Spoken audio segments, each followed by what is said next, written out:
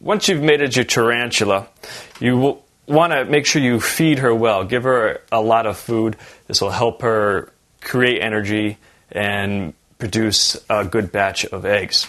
Now, the egg sac will be produced in about 4 to 20 weeks, depending on the species. Now, before the egg sac is actually produced, what she'll do is she'll start doing some excessive webbing, getting ready for it to arrive. Now, hopefully one morning you'll wake up and she'll have the egg sac produced, and some species will carry it right underneath their body. Now, during this period, you want to leave your tarantula alone. You don't even want to feed her or go into her enclosure, because if you bother her, she will actually destroy the egg sac, or she'll even actually eat the egg sac. So you want to give her as much privacy as possible and leave her alone. Now, the egg sac, depending on temperatures, will hatch in between 4 to 16 weeks. Now, once the egg sac hatches, you want to remove the babies.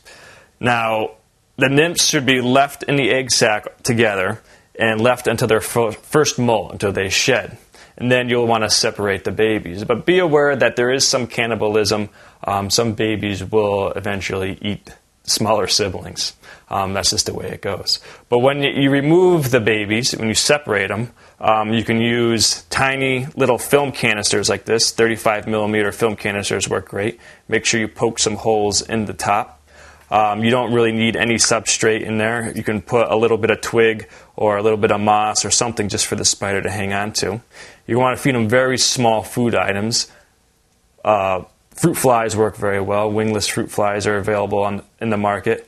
They're easy to breed. Small pinhead crickets. You don't need to feed them that much, just about once every 2 or 3 days. Once they get bigger, they can graduate to larger containers. Just make sure there's ventilation in the top.